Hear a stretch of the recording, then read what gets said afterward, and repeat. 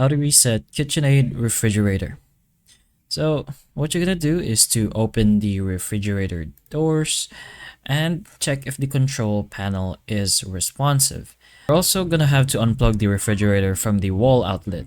If you cannot access the plug, turn off the refrigerator breaker instead. Usually it's going to be placed somewhere near the fridge at least. Then you're gonna have to wait about 5 to 10 minutes to fully clear temporary system memory. Then plug the refrigerator back in and then wait for several minutes for the control panel and cooling system to restart.